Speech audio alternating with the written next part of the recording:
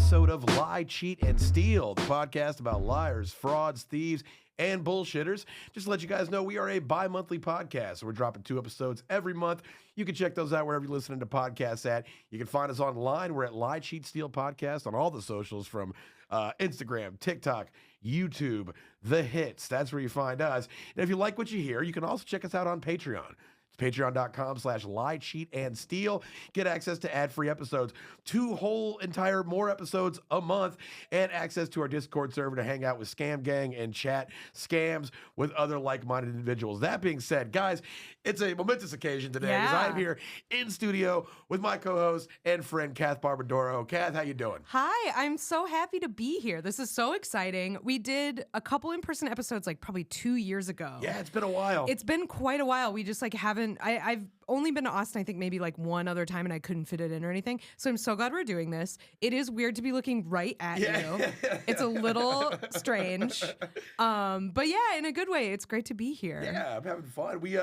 I got to hang out last night and go see you were doing the Master Pancake. That's right. With Tootsie. Never seen that before. That was a hilarious show. I'd never been to a Master Pancake. Yeah. That was so fun. Thank you. Yeah, it's a lot of fun. If you're in Austin, Texas, definitely check them out. They do live shows every weekend now. So yeah, they're great. I'm there every once in a while. I did mention you in the second show in the intro because I was talking about how you didn't know what it was about, and you were like, I think she solves a crime. So I mentioned that, and it got a big laugh. Yeah, I was on the my construction job, and I was telling one of the kids what I was doing this weekend, and I was like, yeah, I'm gonna go watch my homegirl. She does this thing where they like kind of clown movies at the draft house, and he's like, what are you watching? And I said, Tootsie, and I was like, it's like, and I knew nothing about Tootsie. I knew it was about an actor playing a woman. I knew that's all I really knew. Yeah. And I didn't even know that it was meta with an actor inside of it. I just knew there was like a traditionally male actor plays a thing. Yeah. And I told the guy, I was like, yeah, it's like a drag movie. I guess he goes under, he's dressed like a woman, and the kid was like, what the fuck? Why would he do that? I was like, I think it's like to solve a crime or something. That's legitimately what I thought. Yeah. It's not to solve a crime. It's to solve the crime of miscasting women in soap operas. Exactly. Its feminism is very funny. It's trying, but it's very early 80s. They hadn't perfected it yet. They hadn't figured it out. When we first started writing for that, I really didn't like the movie. And then I feel like watching it with an audience, I was like, this is pretty good. Yeah. It's not bad. It was very fun. There was times where you're just like, what the hell is happening? Yeah, man. It was a silly time. Well, I have a segue, I think. Okay. Speaking of someone, naturally for our podcast, speaking of someone pretending to be someone they're not, as Tootsie is about, you could argue Tootsie is about a scam. It really is. I was kind of thinking it'd be funny to come in here if I just like started my scam by being like, all right, and so there was this actor, Michael Doris. Yeah, he pulled it off. I wish in the movie that they had showed more of the fallout from the soap opera. Yeah. They kind of just let him off. Like, nobody gave a shit. And then his acting career took off because of that, right? That's what she said. Yeah, that's what Jessica Lange says, is like he's doing great, which is like, I guess, but like, do you want to hire a liar? Yeah. I don't know. You know the guy that dressed up like a woman and scammed everybody for 3 months? Yeah, it's like, let's get that guy in here. And had like a quasi-romantic relationship with someone without... Yeah. Wild. Made a young woman think she wanted to make out with an old Southern lady. And it was, like manipulated that poor dad. Oh my God, the poor dad. He was just lonely. Yeah, he was a sweet guy, Les. Yeah. Check out Tootsie, everyone. It's great. I figured out where my camera is, so now I'm looking at it. Right. Hello. I'm going to try not to stare at myself in the monitor for the rest of the show. But anyway. Good luck. Thank you. Fake, somebody pretending to be who they're not. Yes. That's what we're talking about today. We're going back. I feel like I've done a lot of like social issue ones lately, and I love doing those, but they're a little bit of a bummer. They can be a drag, frustrating. So I thought we'd, I'm here in person. Let's have some fun. Let's do a lighter one, I would say. So this story comes to us from a July 2024 issue of The New Yorker. It's by Charles Bethia, this article, and it's called The Fake Oil Man. Okay. So there's a little bit of a Texas connection here. Sounds like it. Yeah. Oil men. The article talks about kind of the archetype of the oil man, which like I feel like There Will Be Blood is like obviously the weird auteurist version of it, but like there's something in that I feel like is really in the Texas psychology. Oh, right? Yeah, deeply ingrained. Just like a self-made kind of fast talking, shoot from the hip type of dude, right? An archetype we've been romanticizing to our own detriment for upwards of 200 years. Yeah, well said. Well said. Truly, like the most American, just somebody getting like unimaginably prosperous because they owned a piece of land at the right time. Like just like no skill, but we're going to treat them like a fucking god. Yeah. And so a wonderful thing to pretend to be. I feel like already sort of quasi con man, right? Oh, yeah. A lot of overlapping traits in that. So, this guy, the article opens in West Palm Beach, Florida, home to another, famous con man. It's where Donald Trump's, it's where Mar-a-Lago is, I believe. Word. Okay, or no, Mar-a-Lago is somewhere else, but Trump National Golf Course is in West Palm Beach. Oh, okay. And I know this because I went to stay with a friend of mine's parents retired to Florida and like live in this like sort of gated like golf country cart community. golf cart community. Exactly. And we went to go stay with them. And there's a Broad City episode where they do this. And it was exactly like that. We had a fucking blast. It was awesome. But Trump National was right across the street. And, the big scandal when I was there was that somebody like drove a golf cart over a wall and like crashed it into a fancy car or something. Shit. Was it during the presidency? Yeah, it was during the last Trump presidency. Okay, Yeah. Damn. I didn't even hear about that one. So I think it was only local news. So this opens in West Palm Beach, Florida. It's a very ritzy, high society type of area. And this opens in, I feel like, the most hoity-toity of the hoity-toity, which is the National Croquet Club. I didn't even know that was a thing. That should be they should be allowed to get in groups that big. They shouldn't like be federalized, like a national. It's national too much. Croquet Club. Yeah, if they gain too much power, that could tip the electorate. I don't trust it at all. So this woman, she's pseudonymed in the article because of the societal implications. Like of being taken in by this reputation is everything in the National Croquet Club. Because if you can get to the the head of the National Croquet Club, like you can get to anybody. Right, exactly. Who can you trust? So she is introduced to this guy. His name is Jacob Turner, and he's just like fun. He's so much fun. She's like, this place is very buttoned up, and this guy is he's like this very boisterous, charming, kind of flamboyant gay guy. He's dressed in all white. He has like a monogrammed little croquet outfit. And he's there with his like much younger boyfriend, and it's just I feel like it's like Birdcage. Oh vibes, yeah, the rich love a token gay. Like they don't like like rights en masse for like anybody, but when it comes to just having one around to spice things up, they're all on board for that. Exactly. That I feel like that is exactly who these people are. Is like they're conservatives. For the tax reasons, and they kind of pretend on everything else, and they like don't care, but they love just like my gay friend talk about my shoes or whatever. It's like you're not really a person, you're more just like a little dog in a purse or something. It's got to be a high class gay. A working class gay will clear the room. Absolutely Nobody wants that. I hang out with working class gays. They'll shake a place up. Right. But so this guy, he's just like he's so fun. He is really generous. He's like telling them all these funny stories. She invites him to lunch and he's like just chopping it up. He says he met his boyfriend because he was a salesman at a shoe store and he was buying shoes. And he said, if you go out with me, I will buy shoes for everyone in the store. So he bought a round of shoes. A round of shoes on the house, actually. So this guy Turner, he tells Maria he's an oil man from Texas. He gets like sort of the royalties from the oil drilling operation, and that funds his lifestyle. Hell yeah! And Maria is just like she's like a society person, but she's just like this guy's so much fun. Everyone's so boring. Come to my birthday. They go to the birthday, Turner and his husband, and he like immediately picks up the bill. It's like $2,000. Yeah. And he cock blocks another guy who's like trying to flirt with her, and he picks up the bill, and the guy's just like so pissed, which is really funny. That's really cool. But yeah, he's super generous. He's like throwing caviar parties. He's, champagne everywhere. A caviar party. If I had caviar, I'd be doing it in the fucking bathroom like Coke. Like, I would, Just putting a little on your hand. Yeah, I mean, nobody would know about it.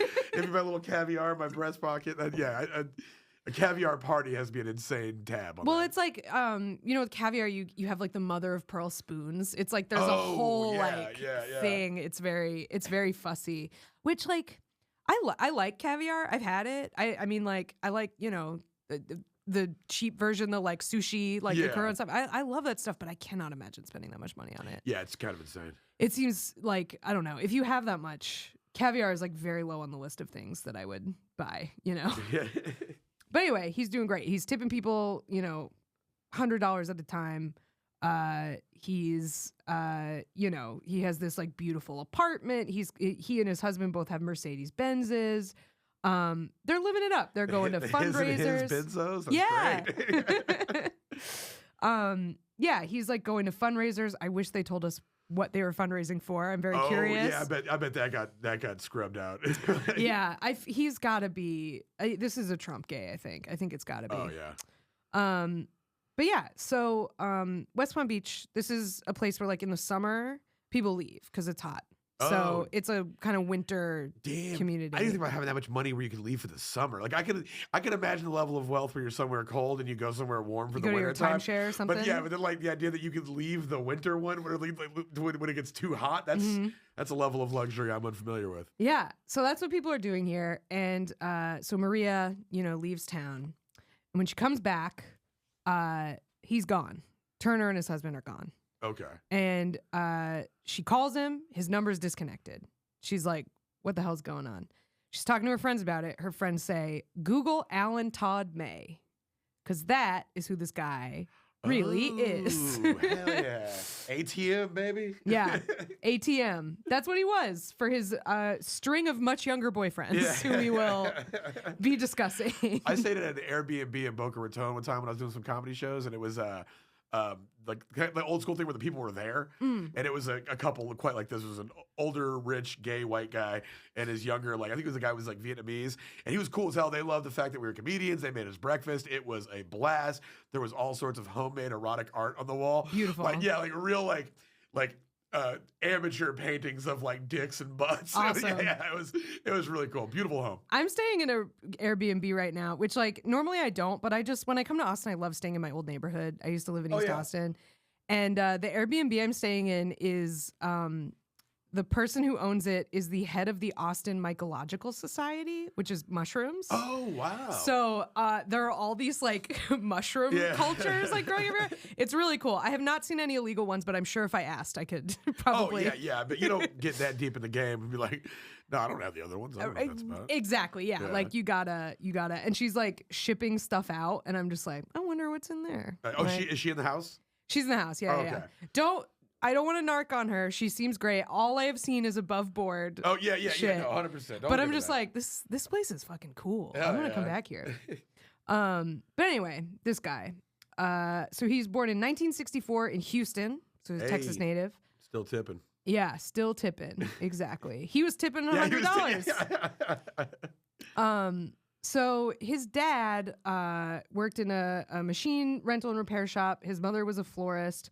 But he, like, a lot of multi-generational Texas residents. He had like some, oil ancestors and like ranchers and stuff like that. So his dad had inherited a small like oil like land share. Okay. So he had this little oil claim in Nacogdoches. Is that how you pronounce that? Yeah, Nacogdoches. Yeah. Yeah, it's out there, and it was like $100 a month. It was like very small, but he did have this thing, and the claim ends up getting passed down to Albert. So like technically, he is an oil man. Yeah, he's an oil man. Yeah, he's a one square acre oil man. Right. Exactly. He's got his little tiny share.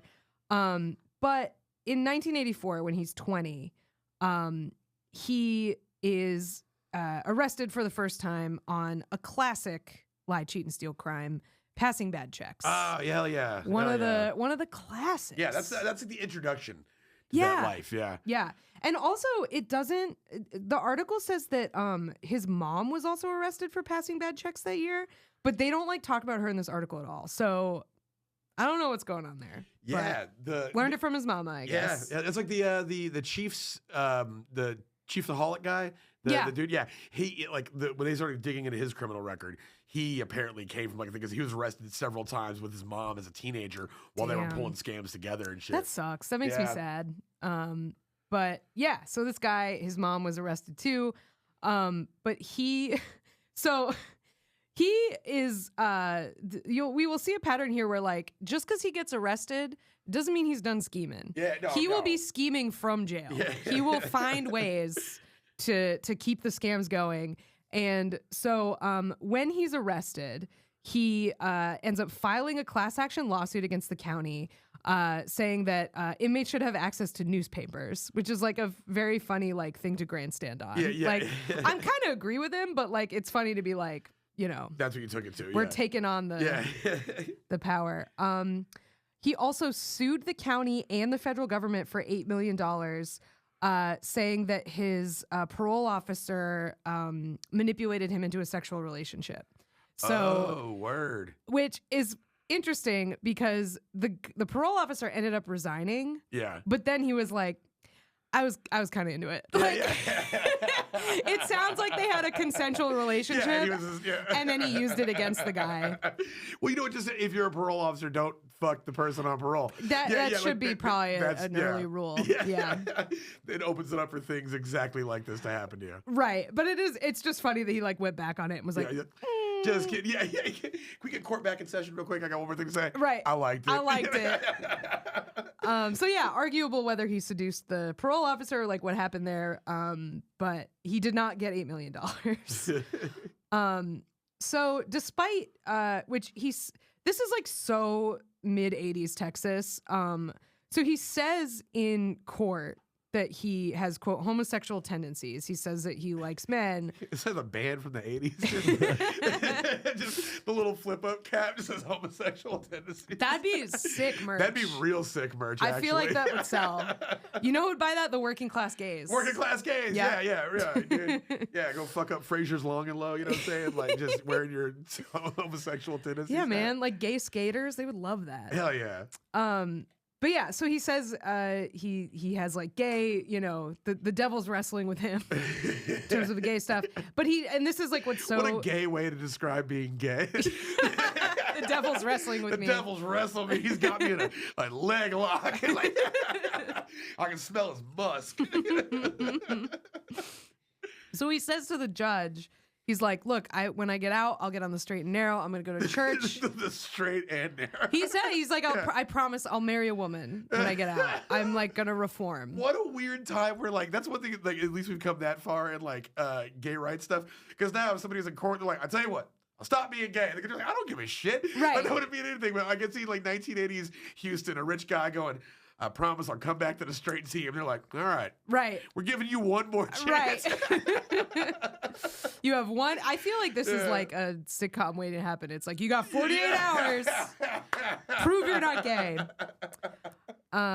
Yeah, so he does end up getting married in 1986, but somewhat unsurprisingly, he gets divorced a year later. Not because he's gay, but because he's going back to prison for check fraud. Yeah, so going back to prison again sounds like a colorful way to say gay. He's a friend of Dorothy. He's going back to prison. He's going back. Yeah. Yeah, it's funny to be like, I don't mind if my husband's gay, but check fraud. Yeah. I kind of get that. Lavender marriage, can't be doing check fraud. Ooh, a lavender marriage. I've never heard that. You've never heard that term before? No. That's a term for a sham heterosexual marriage where either one or both members of the marriage are gay. Oh, lavender. What a nice term. Isn't that nice?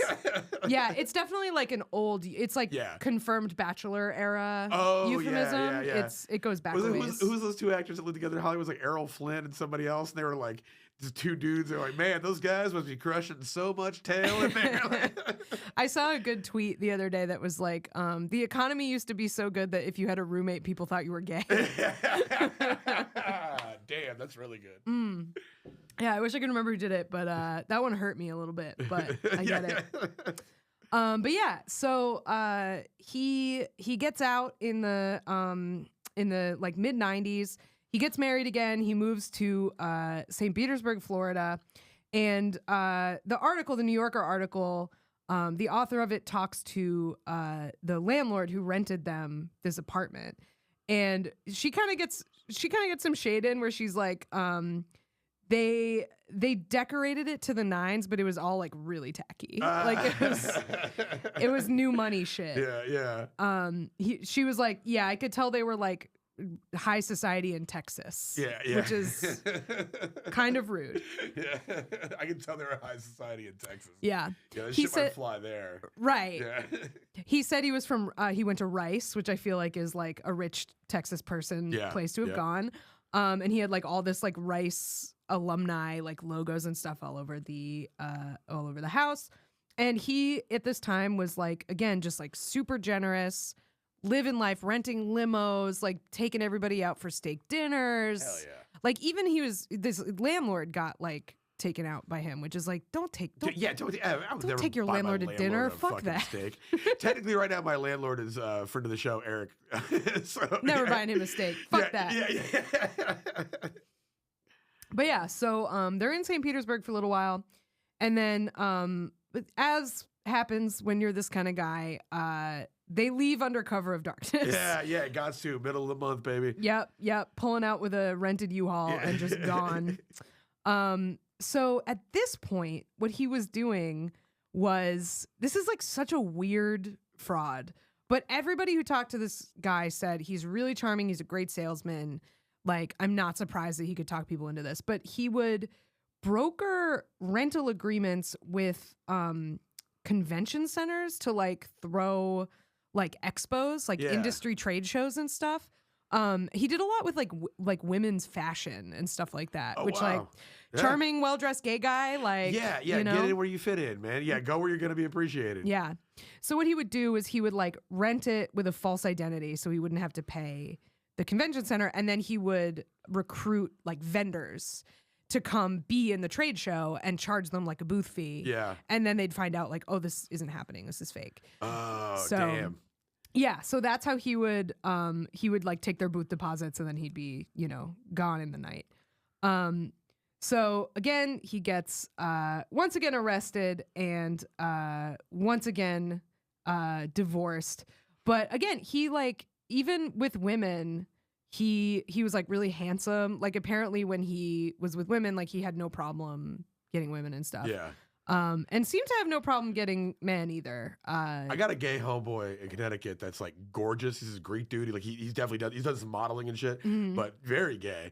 But we were back in our 20s. We were hanging out one night. And he ended up like going into the room with some girl, and it came out. We were like, "What happened?" He's like, "I just had to see." Yeah. He was. Yeah, I was like, "Hey, you can just do it like that." He's like, "Yeah, I don't know. Let's get out of here, though." I respect that. I like that. I feel like that kind of is my type. Is like a straight guy who's like kind of gay. That is like kind of what I'm into. I don't know. They're nice. They have good taste. Can you like do that filter on like on Tinder? It's just like kind of gay. Can you click that? I haven't not done that. There is one that's a little like that. That like I've dabbled. Yeah. But anyway, this guy also just was doing good on both sides of the aisle here. So yeah, I guess this like trade show stuff like. Apparently, even he conned the IRS into, because there's like job recruitment things at expos and stuff. So he got the IRS to buy a booth, and then he scammed the IRS, which is like bold move, man. Good job, sir. I like so far. Unless anything changes, this guy fucking rules. So far, his victims are the IRS, victimless crime. Yeah. Come on, we will never do an episode of the show where someone is just a tax cheat. Who gives a fuck? Yeah, I don't give. Yeah. Unless you're like Elon Musk or something, like I don't give a shit. Yeah, where the tax cheat, the taxes you're cheating on are causing like societal failure. Right. That's gonna be a different thing. But yeah, if you're just scamming the IRS, buddy, we don't give a shit. Big thumbs up to you. Yeah. So now it's like he's out of jail again. He just keeps going back for like a couple years and then he gets out. And he this is where I'm starting to be like, maybe this guy's not like awesome, but okay. He meets this guy who is referred to in the article as Jason, who is a high school senior who May meets in an AOL chat room. Oh, yeah. Not great. Not great. Okay, yeah, you know what? Hey, he had a good run. Like, I was on board with him, you know? Everything else about him, thumbs up. Yeah. And don't be meeting people in AOL chat rooms in 2000. Yeah, because if you're talking to a high school senior, you'll talk to a high school junior. You know, so you're not there. It wasn't like you drew the line at the fact that like, oh, actually, he'll be 18 in a month. It was like that was chance. You were just fucking there. Thank you for saying it that way, because I think that's like where I'm. It's because it's like on the one hand, he was of age. On the other hand, do I think this guy cared that he was of age? No, not really. He just so happened to luck out and find the 18-year-old that's still in high school. Yeah. Right. I want to know what chat room it was. Yeah. You know? Like, do we think it was like, did you ever go in any of those? Like, oh yeah. I fucked around some chat rooms. I was in the Instinct chat room, which like it had to have been me and a bunch of predators. Like, who else was in there? Nothing bad ever happened, but like, who's in the Instinct chat room? Come on. Yeah. But yeah, so he meets this guy and he like sweeps this dude off his feet, which like I get. He's 18. Yeah. He brings him to Saks Fifth Avenue. He buys him a bunch of clothes. He is like taking him on like vacations to like fancy locations and stuff. Like Jason basically says like, I just like didn't go home. Yeah. Like he sort of whisked me off, which I'm like, good job, Jason's parents. Like, where the fuck are you? But he knows that this guy isn't like totally on the up and up, because he ends up opening some businesses with Jason, like on the title and stuff. Yeah. And this one's funny to me. He opens a dry cleaners in a fancy neighborhood in Houston. And what they were doing was they were taking clothes, bringing them to another dry cleaners, getting them cleaned, taking them back, and then just charging people markup.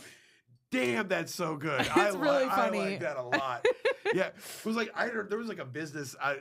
It was some story I was looking into, but basically, this guy worked at a dry cleaners and then just like found out like the right buzzwords and started a high-end dry cleaner in Manhattan, and it just said like, we offer like this, and this thing, and it was just like the right things to appeal to the rich person's mind of why they would pay extra for this shit. Yeah, even though he was just doing the same dry cleaning shit he learned at a spot like, you know, uptown or whatever. Yeah, he just like made it seem like technical, like the sophisticated chemical process. Arnold Schwarzenegger also did that when he moved to America. He was a contractor and he was doing like house framing and shit. And he would be like, "Oh, we use the proper Austrian methods and we use these European methods." And he'll talk about it. He'll be like, "Yeah, I said we were in Austria. We used Austrian construction design and all that shit." And people were just like, "Yeah," like that was the selling point. That's so funny. I love like knowing what celebrities did before they were like actors. Like my favorite one is Danny DeVito. Do you know Danny DeVito is a certified cosmetologist? He was a makeup artist. What? I did not know that. That's crazy. Isn't that wild? That is. He was working on movies and stuff, doing makeup. And I guess like either his sister or his mom did it.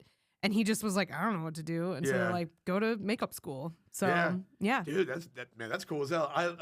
Another good one is oh shit. It's damn, I had one on deck. I have another one to cover. Harrison Ford. That's what I was gonna say. Was weed? He was a plumber, and he was contractor / weed dealer. Some actress said she went to go watch Star Wars, and she's like, "Why is my weed dealer in this movie?"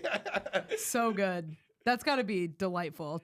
What a wonderful discovery. Harrison Ford seems great. You see when he tells David Blaine to get the fuck out of his house? He's such a grouch. It's awesome. Which is the only correct way to respond to David Blaine. Yeah. Don't make my shit disappear. Get out of here. You. So, Jason is, whisked away by this guy, but also starts to kind of realize, like, Alan Todd May is opening credit cards in Jason's name. Yeah, so, like, he's buying him all these presents, but it's, like, on his card. Yeah, you're going to be fucked for the rest of your life. Yeah. And he says, like, he bought me, this, like, really, really nice electric razor for graduating high school, which, again, like, come on, man. But he's like, he bought it on my Sears card that he opened for me. So, like, what the fuck? I love, man, that's one thing that I do love.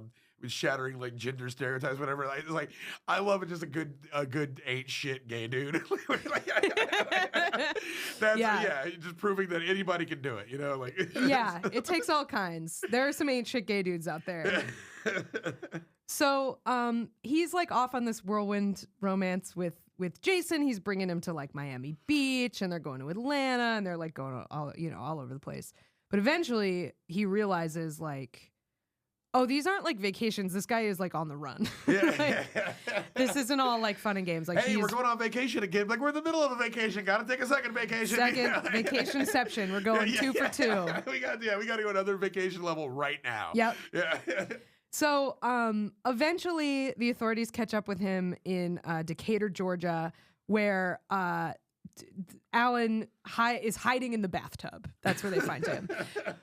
Very difficult to claim innocence. If you're arrested hiding in the bathtub, I think. This is just where I hang out at my house. My preferred spot is a dry bathtub. So poor Jason, his credit score is ruined. See our recent episode about credit scores. Oh, yeah. So his credit score is fucked. And he just says to the New Yorker reporter, not the ideal first boyfriend. Oh, poor guy. Yeah. Damn, had his heart broke. Shout out Jason. But yeah, so again, May goes back to prison as he is wont to do. But this is around the time where he inherits that oil and gas. Because at this point, he hasn't been doing oil shit, right? So, but his dad dies and he fights for the oil and gas rights. And everyone else in his family is like, this is like it's worthless. $1,200 a year. Like, it's not a make or break thing. I don't know why you want this so bad. But it's because he wants to be an oil man. It just there's people who aren't gonna that you can fool with that, who who are maybe not even be in the oil industry. You just show somebody like, hey, I'm trying to grease this person up for a con. Look at that, I'm an oil guy. I own this oil thing. Right. Yeah, I Daniel Plainview shit. Yeah, I couldn't readily look up. Somebody told me they owned an oil claim and showed me the deed to it. I couldn't readily find out how much it's making a year. I would just be like, oh, goddamn. If he's got like a big enough belt buckle, I'm going to believe it. You know? Well, I'll take the electric razor, I guess. Thanks, bud. So Charles Bethia, who wrote this article, then like takes a break, as I said, to sort of talk about like the archetype of the oil man. And they were sort of like, he says, like the true American aristocrats in the sense that they were like from nothing, right? They were like kind of these macho rancher guys. And then, they like struck it rich and like Beverly Hillbillies, like, we love that shit. We love that shit here. But the other thing about oil men is that basically the reason we have such a prominent conservative movement in this country is like on the backs of Texas oil millionaires. Like that is because they get to finance all the weird inclinations they had. Yes. Yeah. All the weird ideas they thought of alone out there on the prairie one night. Like, they're just like, hey, what if I had unlimited resources to make that reality? Yeah. Yeah. I think it's like, if I had to psychologize, it's like, because they basically got wealthy through chance, right? Yeah. And I think they maybe have a complex about that where they're like, because they're so obsessed with like meritocracy and like hard work and all this stuff. And I think it's because they like secretly know. They didn't do shit. Yeah. But yeah, so Charles Bethia points out that the oil man Hugh Roy Cullen was the largest contributor to Senator Joseph McCarthy, who's the McCarthy hearings of McCarthyism. Of McCarthyism, exactly. And the wonderfully named T. Boone Pickens is the Swift boat guy. They went after John Kerry. Yeah. So just wanted to read a little bit of that of like, this is the archetype that this guy is like going for. Yeah. But he's combining it with like fun token gay guy. Yeah. Really just a new spin on an old classic. Yeah. Exactly. So he gets these oil rights, he gets out, he's on parole. And while he's on parole, he starts an oil company called Prosper Oil and Gas, which like great name. Yep. You know? Oil Man on Parole sounds like a fucking like country song. Country song / Cormac McCarthy fucking novel premise. Yep. Oil Man on Parole. Totally. About just like the most brutal asshole. So he puts like classified ads in the Wall Street Journal and online and stuff to attract investors. And as we said, this guy is a born salesman. He's Yeah. great. So he gets a lot of investors, and he ends up raising $7 million. Does he have a mustache? You know, I don't know. He should. He If should. he doesn't, he should. He does dye his hair. Nice. So that is I love that. the landlord, I think it was the landlord in Florida, after they leave, she finds like red hair dye in the bathroom. She's like, I'll be damned. So he would sell like basically like a royalty interest. So it's like, you invest with me, you get a certain percentage of the profits. So this obviously turns into a classic Ponzi scheme. Yeah. That's what you do. You sell like probably faster than he could stop it, even though that was his intention. It's like the minute he started doing this. Yeah. Mm-hmm. And yeah, like he's selling 200% of the, you're telling everyone they're getting 20% of the profits or whatever, and there's like 100 people or whatever. So this is also fun and makes me feel like this was probably a fun place to work. Is everybody who like worked at this firm, it was all gay dudes, which is awesome. Man, at this period, what were we, late 90s? Early 2000s. In Dallas. Early 2000s Dallas, all gay office oil scam. Yeah. Dude, that must have been a fucking vibe. The parties must have been unbelievable. Oh man, yeah, what a rocket fueled fucking ride that would have been. Everybody on the senior staff got luxury cars and Rolexes. They would have this thing where like when they would like induct a new guy, they would all stand and hold their arms with their Rolexes out, and then the guy who was getting one would be at the end of the line, and they'd like put it on him, and everyone would applaud. That man, yeah, sounds fun. That dude. sounds fun as shit. And so the Charles Bethia, who wrote this New Yorker article, like he interviews the like lady secretary, like the one woman who like didn't have to worry about getting sexually harassed. Yeah. God bless this woman, because like she again, like I talk about how my dream job is like front company. Oh yeah. She she knew a little about this, and like all she did was like when shit started to seem like it was gonna hit the fan, she was like, I'm gonna start looking for another job. Yeah. Just get out of there. Yeah. Get while the getting's good, don't and then make get any away. fucking phone calls. Don't do anything. Just get out. Yeah, and like don't take the Rolex, but like take the salary. Yeah, 100%. So yeah, I mean, they were doing stuff like they brought the whole company. May brought the whole company out to Midland to like see some of the wells.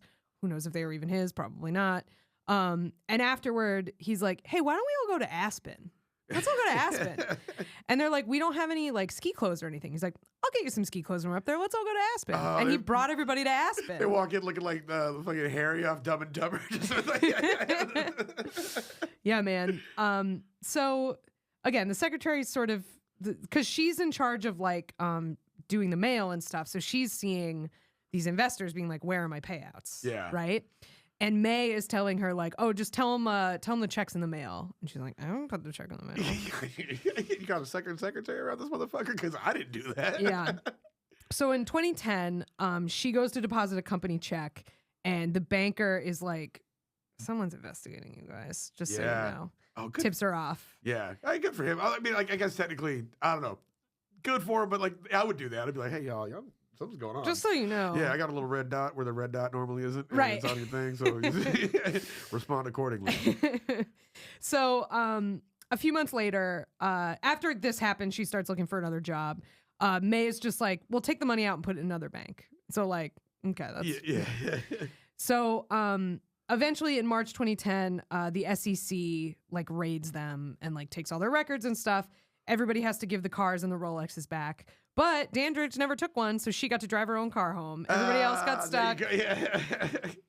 In my damn Kia Sorento stunting on y'all. Exactly. Just got out unscathed, which I love. Yeah. But yeah, so this is like, in addition to being illegal because it's a Ponzi scheme, this guy also isn't allowed to do all this while on parole.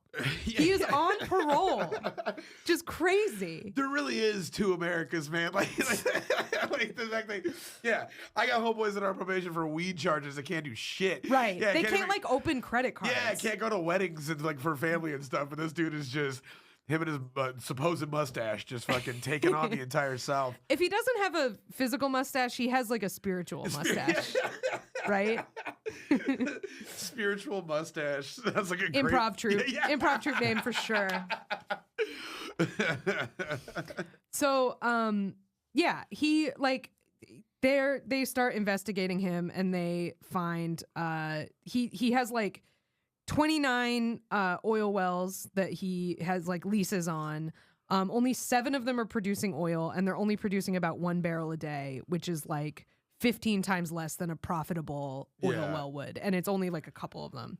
So yeah, they have no money. They're selling more royalty shares than could mathematically exist. They're doing a Ponzi scheme. And so in this time, they ran for a couple years. They spent $600,000 on cars, which honestly doesn't seem like that much. Yeah, right. This is pretty good. $400,000 on meals, entertainment, and retail purchases. Yeah, there we go. That's the one, baby. Eating. Yeah. If I do a scam like this, it's all restaurants. Yeah. Oh, would you go to maybe uneat the food? You know what I'm saying? Are you could maybe unwatch all those Broadway plays? Like, Right. That's the thing. You can't give it back. Yeah. Go to Nobu, man. Yeah. You can't unlive my Caribbean cruise. Goddamn rock climbing wall on the motherfucking deck overlooking the Gulf of Mexico. Right. You can't take that back. You gotta go. That is so true. Like, you gotta go experiences if you're gonna commit fraud like this, because they can't take them back. Do you think that's why there's that whole experience industry is popping up now? Is because everything is just a fucking scam? Yeah. It's just like invest in experiences. And Yeah. it's like, Because the feds can't take them away from you. Yeah, because we're all doing fucking Bitcoin fraud. So invest in experiences. This is also very reminds me of your Airbnb in Boca Raton. It also makes me think, have you ever seen Behind the Candelabra? No. Dude, it's so good. It's a Steven Soderbergh movie, and it's a biopic of Liberace. Oh, wow. And Michael Douglas is Liberace, and Matt Damon is his like age-inappropriate boyfriend. Yeah. It's is so this recent? good. It's maybe 10 years old. It was an HBO movie. Yeah. It's Oh, damn. That sounds really good. fantastic. Yeah. It's like a gay horror movie. It's awesome. Oh, shit. Yeah. Liberace was a real weirdo.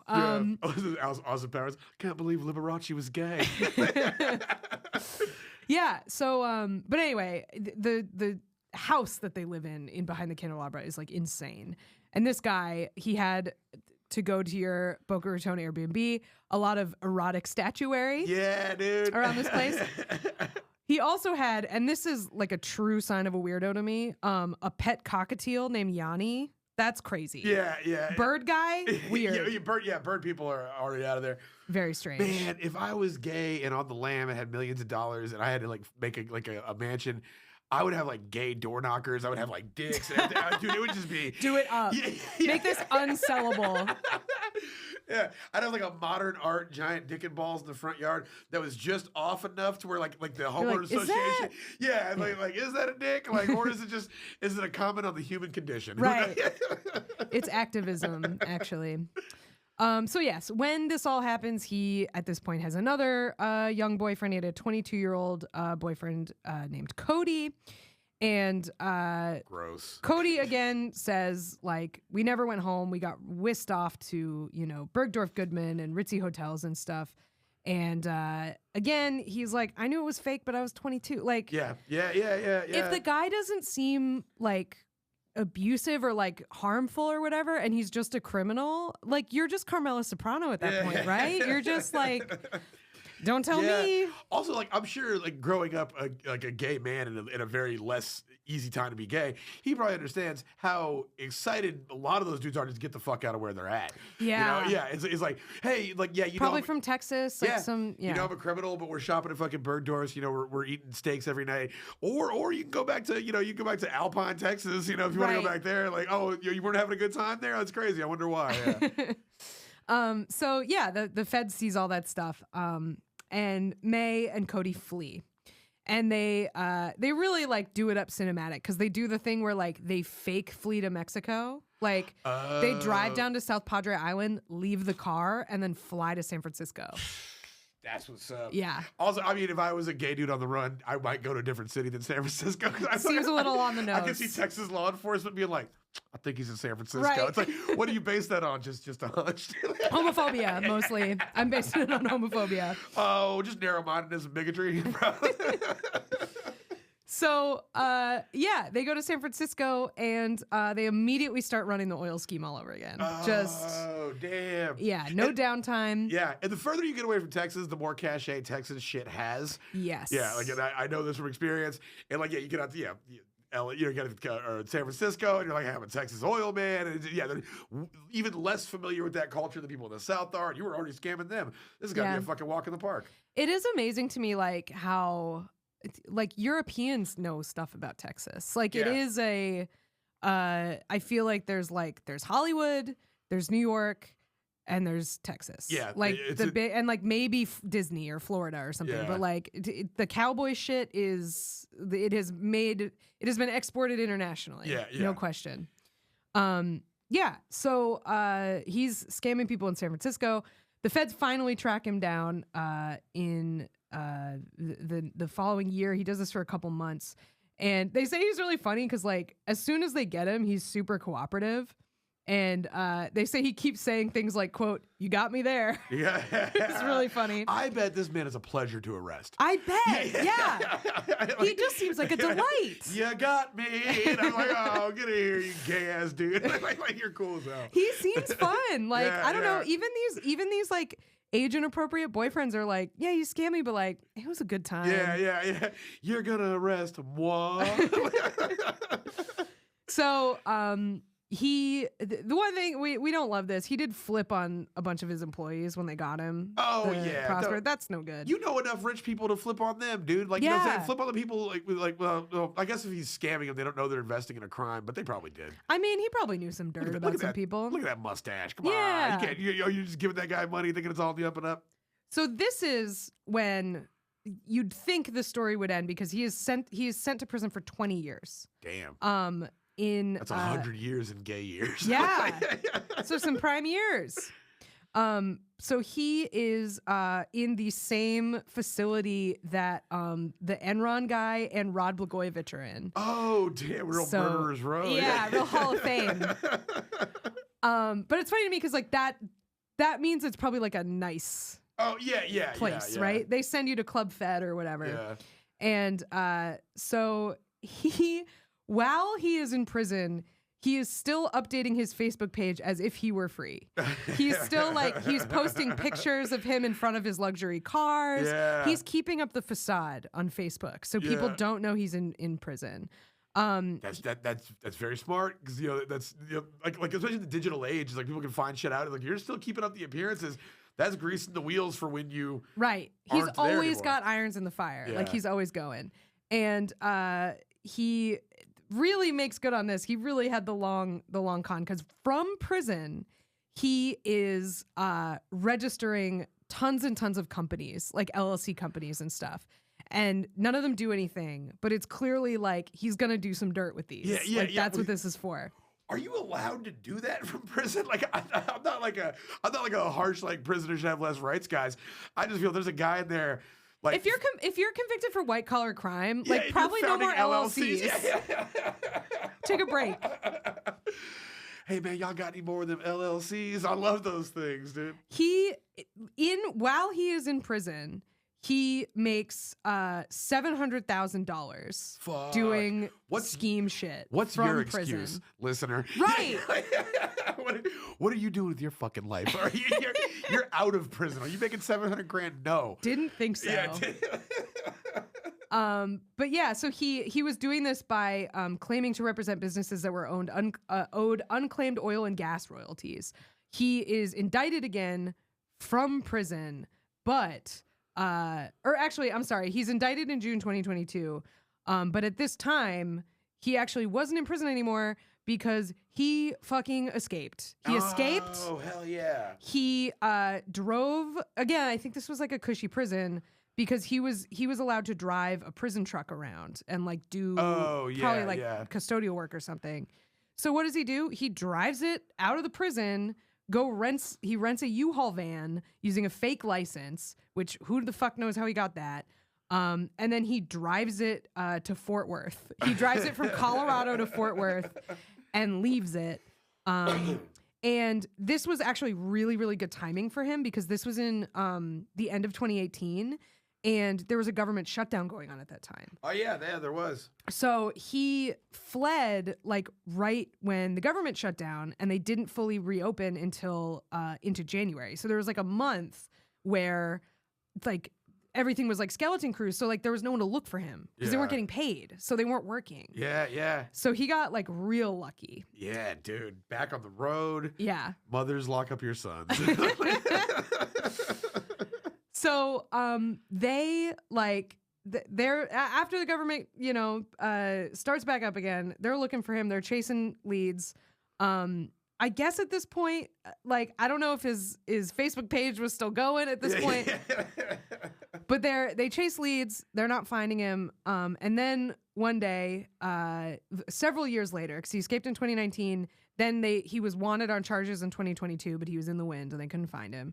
And then I think in 2023, in that summer when he was in Palm Beach, there is a picture of him on the society pages at a charity fundraiser. Oh, Wow on the Lamb. Wow on the Lamb. And he's not obviously using a fake name and all this stuff.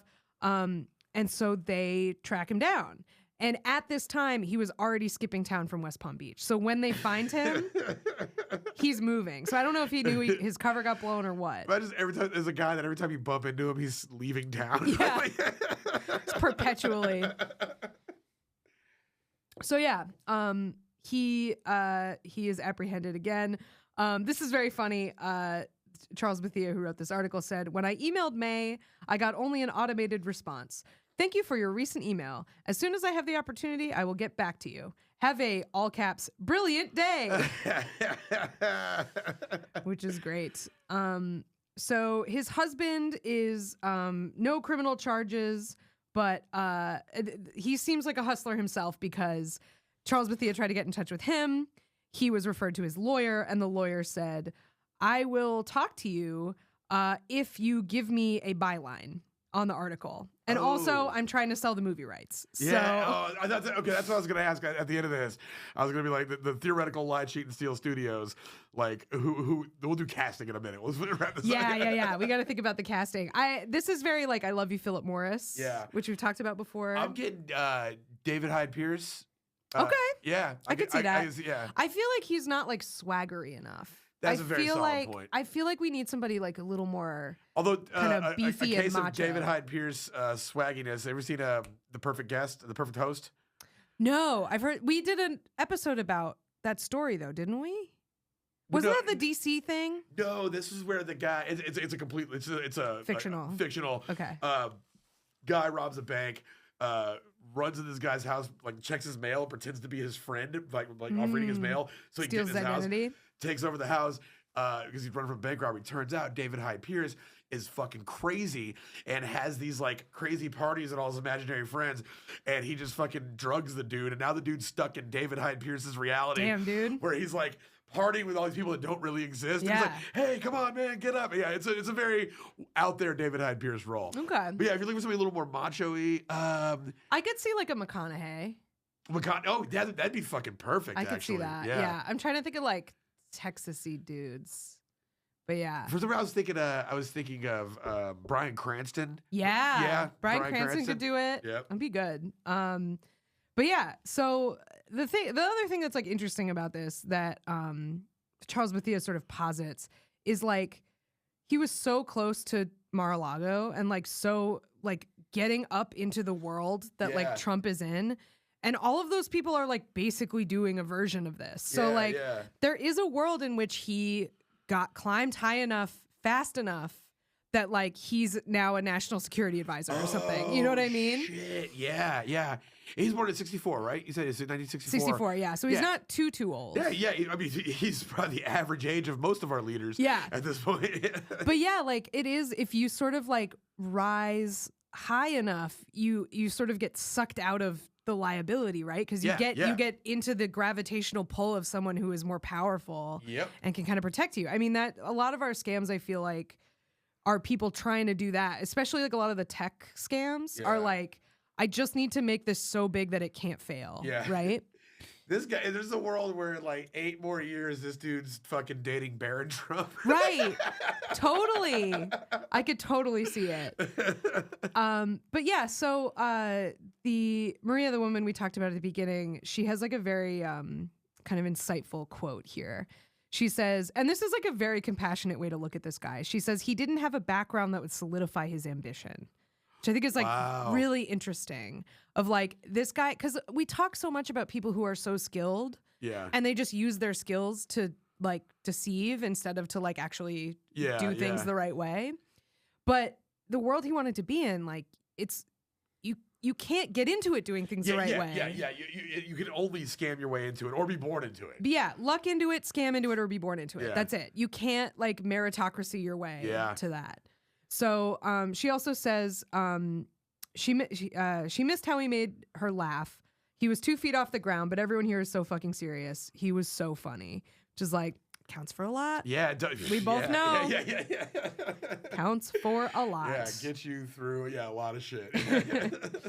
So he was sentenced. This is the end of our story here. He recently was sentenced to 10 years in prison after pleading guilty to 2 counts of wire fraud, 1 count of escape, and 1 count of aggravated identity theft. He is also has to serve this consecutively with the 7-year sentence that he was serving when he escaped. So they're come back and do that too. Damn.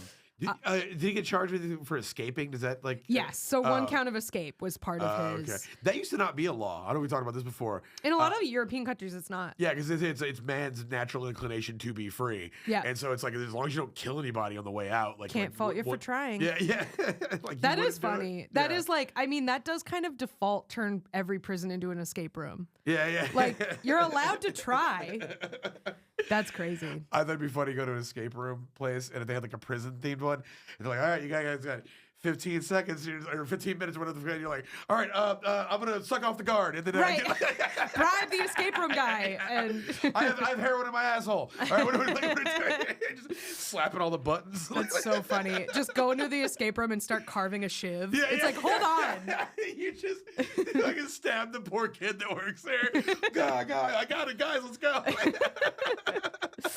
Yeah, that's how this guy, he didn't even have to do any of that. He just drove a truck out of a gate. That's wild. That's another thing. He was, he must have been paying somebody off. Because that was the other thing is like when he was running this oil business on parole, he was paying off his parole officer. Like that. Yeah. That's how he was able to do that. I've never had to pay anybody off, and I would like to at some point. It seems fun. It seems fun because I really want to think about how I would proposition it or right. whatever. Just that like soft touch. Yeah. A great way, although it didn't work out in the movie, is in Fargo when he opens up the thing and goes, I was wondering if we could take care of it here in Brainerd. And he's like, hold on, it has like the dollar bill right there. That feels like a good way. Seems cool. Yeah. It seems like a real like swagger move. I have paid off a few bouncers before to get into clubs because like I used to like Jordans. You can't wear fucking Jordans in clubs at a lot of places down here, which is just insane.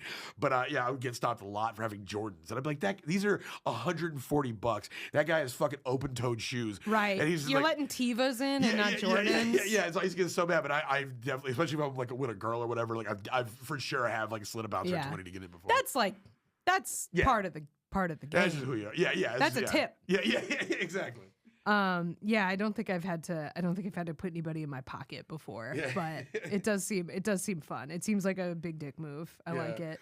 On the construction site is so we have waters, right? Like they provide us with water bottles and ice water and stuff. But you're working 5 or 6 floors up. The water's down on the first floor.